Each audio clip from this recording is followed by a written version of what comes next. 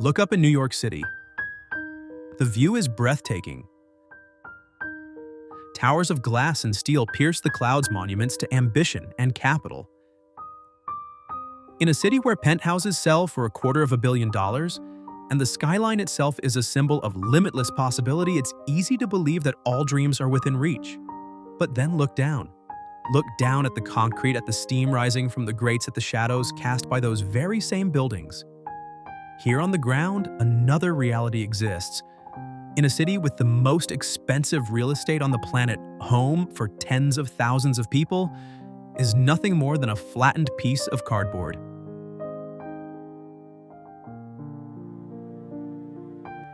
This isn't an exaggeration. It's a statistical nightmare. According to the most recent chilling reports from the Coalition for the Homeless, on any given night, over 92,000 men, women, and children are sleeping within New York City's municipal shelter system. Let that number sink in for a moment. 92,000. That is the highest number of people recorded since the Great Depression of the 1930s. This isn't a choice. It's a societal failure unfolding in plain sight. This is a humanitarian crisis hiding in the shadow of the American dream. Join us here on Bear City 24 as we uncover the raw truth of life on the streets in the city that never sleeps. The Invisible City, a parking spot. In the old story of New York that was the size of a tiny, expensive apartment. In this story, it represents an impossible luxury. The crisis we are about to explore is far bigger than any single space. That staggering figure of 92,000 people only counts those within the city's shelter system. It doesn't account for the thousands more who exist completely outside of it, the unsheltered. These are the people you see sleeping on subway cars, huddled under bridges, or hidden away in makeshift tent cities that have become a stark new feature of the urban landscape. This isn't just a Manhattan problem. From the forgotten corners of the Bronx to the industrial edges of Brooklyn and the residential streets of Queens, sprawling encampments have taken root. They are communities born of desperation, hidden in plain sight. And who are the people living in this invisible city? The stereotype of a single older man is a dangerous oversimplification. The data reveals a far more heartbreaking picture. The largest single group are families with children. Nearly 30,000 of the people in shelters are kids who have to get up from a cot in a crowded room and go to school the next morning. Think about that. We see a surge in our elderly population left behind by a system with no safety net for them. We see our veterans, men and women who served their country, now fighting a new war for survival on its streets. And we see an alarming number of LGBTQ+ youth thrown out of their homes simply for being who they are. Think about your own city for a moment. Are there parts of it that you've learned not to see? Who are the invisible people living there? This is the reality of New York in the year 2025. Not one city, but two existing side by side. One that soars into the sky, and another, an invisible one, that struggles to simply survive on the ground beneath it. The economic freefall. So how does a person end up here? How does the journey from a home, a job, and a life end on a cold sidewalk? It rarely starts with a bad choice. It starts with a bill. It starts with a rent check that you can no longer cash. In New York City, the economic pressure is relentless. The primary driver of this crisis is the astronomical cost of housing. According to the National Low-Income Housing Coalition, a person earning minimum wage in New York would need to work over 100 hours a week every single week of the year just to afford a modest one-bedroom apartment. That's the equivalent of working almost 3 full-time jobs. It's not just difficult, it's mathematically impossible. For millions of hardworking New Yorkers, the line between having a home and being homeless is terrifyingly thin. They are, as the saying goes, just one paycheck away from disaster. All it takes is a single, unforeseen event, a sudden job loss in a volatile market, a medical emergency that drains a lifetime of savings, a messy divorce, or the need to flee a domestic violence situation. There is no cushion. There is no safety net. There is only the fall. Have you ever had a moment in your life, a close call, where one unexpected expense could have changed everything? What was that moment for you? Let's put this in perspective. In many parts of America, an annual income of $50,000 can provide a stable life, a safe home, and a future for your family. In New York, that same income places you on the knife's edge of poverty, forcing you to choose between paying rent and buying groceries. This isn't about a lack of effort. It's about an economic trappist system where the cost of living has become so disconnected from reality that even those who play by all the rules are still losing the game. Life in the shelter. A flawed refuge. For those who manage to get off the street, the city offers a solution: the shelter system. In theory, it's a lifeline. In reality, for many, this solution feels more like another problem. Imagine hundreds of people packed into a single cavernous room with cots lined up just inches apart. Imagine the constant noise, the complete lack of privacy, and the perpetual tension that hangs in the air. This is the daily reality in many of New York's overcrowded shelters. Reports of unsanitary conditions, pest infestations, and violence are tragically common. Many residents, especially women and the elderly, live in a constant state of fear, feeling safer on the unpredictable streets than in the very place designed to protect them. But the challenges go beyond physical conditions. The system is governed by a web of rigid rules that can become impossible barriers. Strict curfews mean that if you have a late-night job, you might be locked out. Restrictions on personal belongings mean you might have to abandon what little you have left in the world.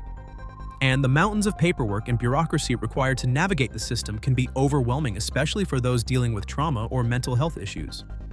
The system designed to help people get back on their feet often makes it harder to do so. How can you search for a job when you have a curfew at 5 p.m.? How can you maintain your physical and mental health in an environment that is chaotic and unsafe? What does the word shelter mean to you?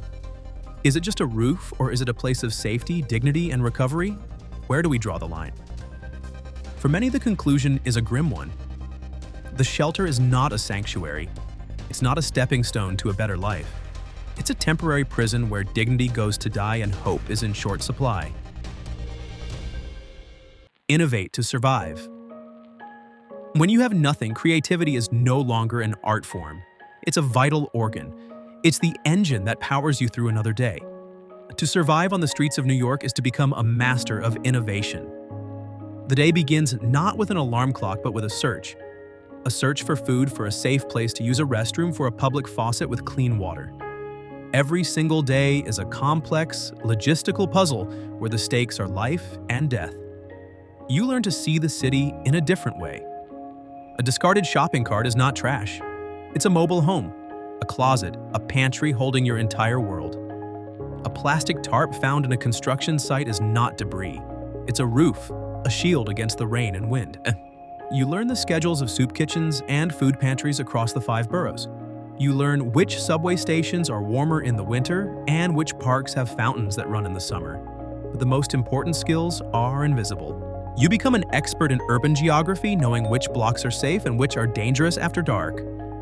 You become an amateur meteorologist, reading the sky to know when you need to find cover.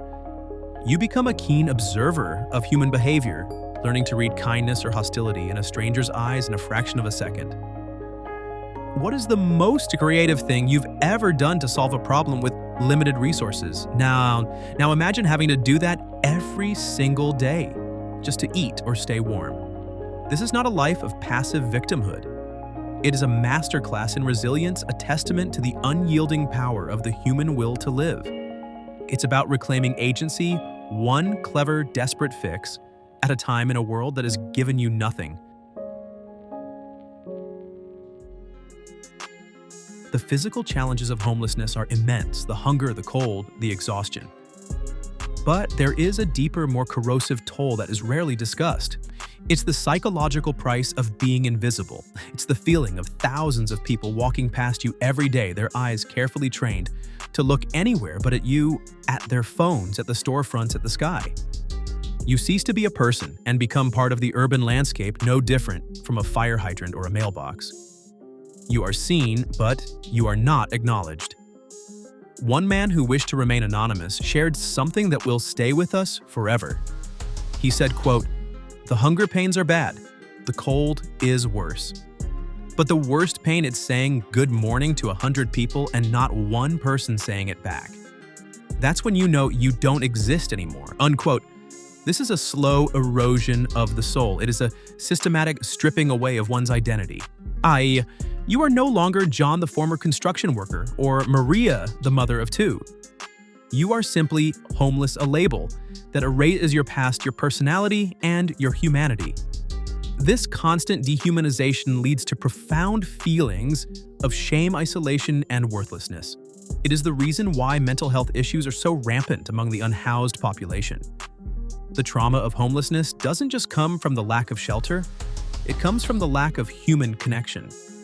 So let me ask you this, and please be honest with yourself.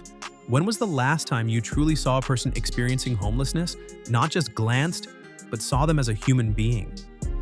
What did you feel in that moment of connection or disconnection lies the heart of this crisis? The forgotten dream. No one grows up dreaming of sleeping on the streets of New York. No child looks at the glittering skyline and says, "One day I hope I'll find a dry corner in a subway station to call my own." Behind every face you see on the street, there is a ghost of a life that was. Before this, they were not the homeless. They were people. They were the construction worker with calloused hands who helped build this very city. They were the teacher with the scent of chalk dust on her blazer who believed in the potential of every child. They were the artist, the line cook, the office administrator, the parent. They had favorite songs, inside jokes, and plans for the future. What was your dream when you were a child? Who did you imagine you would become? Now try to imagine that entire identity, that entire life being stripped away piece by piece, until all that's left is a label assigned to you by strangers. The bitter irony is that they came to this city for the same reason everyone else does for the dream. The dream of opportunity, of reinvention, of a better life. But now, those same skyscrapers that once symbolized hope now serve as towering, indifferent tombstones for forgotten dreams. The energy of the city, once a source of inspiration, has become a relentless, crushing force. For those on the streets, New York is no longer the place where dreams are made. It is the place where dreams are broken and where the fight is no longer for a better future, but simply to survive the present. In a city of more than 8 million people, loneliness can be its own form of starvation. When you are homeless, that isolation is magnified 1,000 times over. You are surrounded by people, yet completely alone.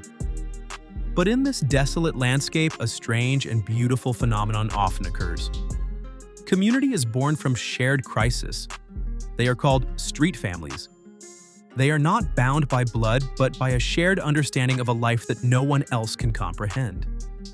In the absence of a formal support system, they become one for each other. This support isn't about grand gestures. It's 1,000 tiny acts of profound humanity. It's the unspoken agreement to watch over someone's shopping cart their entire world while they use a public restroom.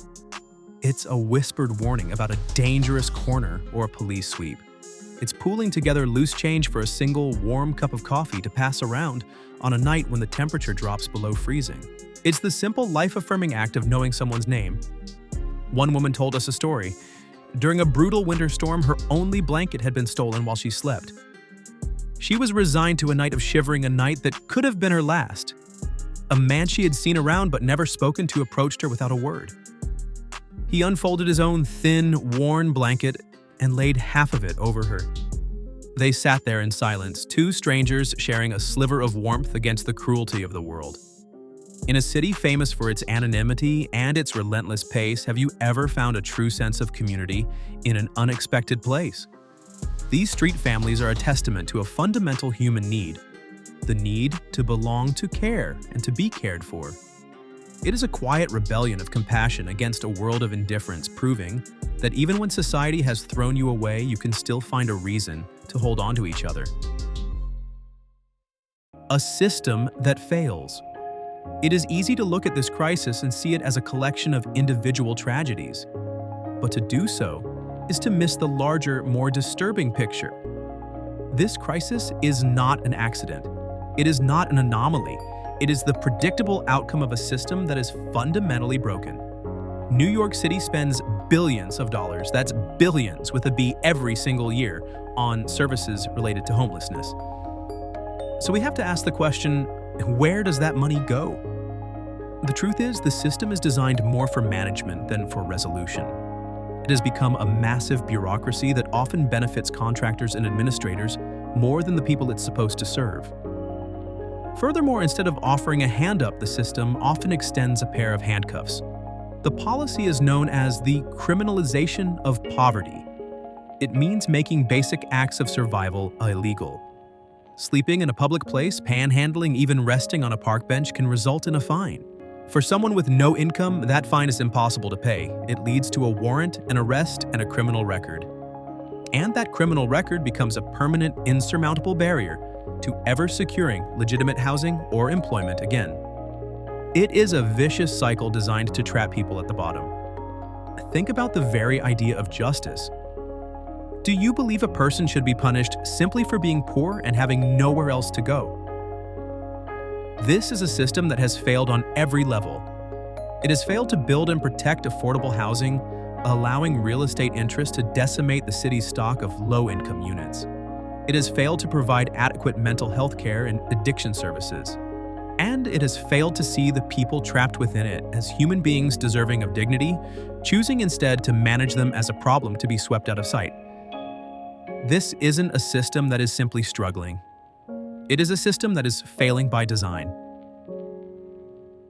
Resilience in the face of nothing. When everything has been taken from you, your home, your job, your past, your name, what is left? The answer is resilience, not the loud, celebrated resilience of a movie hero, but a quiet, stubborn, and deeply personal form of it. It's a force found in the smallest, most defiant acts of self-preservation. Resilience is the quiet act of washing your face in the cold water of a public fountain, a daily ritual to hold on to a piece of normalcy. It's carefully folding the cardboard you sleep on each morning and attempt to bring order to a life of chaos. It's finding a discarded book in a trash can and escaping into another world for a few precious hours, reminding yourself that your mind is still your own. It's the man who, despite having nothing still, shares a portion of his meal with a stray dog. For some, this resilience evolves into a newfound purpose. They become the advocates, the street lawyers, the unofficial guides for those who are newly homeless. Having navigated the labyrinthine system themselves, they dedicate their time to helping others avoid the same pitfalls. They transform their personal trauma into a shield for others. When you faced your own lowest point, what was the one small thing you did to hold onto your sense of self, to remind yourself who you are? In a strange way, losing everything can lead to a profound clarity. You learn the difference between what you want and what you need. Amidst the cold of the concrete and the endless noise of the five boroughs, New York still holds onto a truth that is often forgotten: the unbreakable nature of the human spirit. The stories you have heard tonight are not just tales of suffering. They are chronicles of a quiet, relentless fight for dignity in the face of overwhelming odds. The comforts here are non-existent, the safety is an illusion, and the future is a question mark that looms larger with every passing day. But the desire to live, to be treated with respect, and to simply be seen as a human being, that is a force that cannot be measured or extinguished by policy poverty or public indifference. It is a quiet fire that refuses to go out even in the harshest of winds. Sometimes all it takes is a corner shielded from the rain, a warm meal offered without question, or one single stranger who stops, looks you in the eye, and acknowledges your existence. It doesn't solve the systemic crisis. It doesn't build a home, but it rebuilds a small piece of a person's soul. It offers a fleeting reminder that they are still part of the human race, not invisible ghosts, haunting the city's sidewalks. And in a metropolis that can take everything from a person, their home, their health, their hope, that small moment of connection is often enough. It is enough to keep someone fighting. It is enough to keep them going in a city that never stops moving, even when it has left them far behind. If the stories you've heard tonight resonated with you, if they challenged you, or if they opened your eyes in any way, please consider liking this video. Your engagement helps these invisible stories become more visible. And subscribe to Bear City 24. We aren't just making documentaries. We are building a community of viewers who refuse to look away. Join our mission as we continue to uncover the real lives hidden in plain sight in the world's most unexpected places.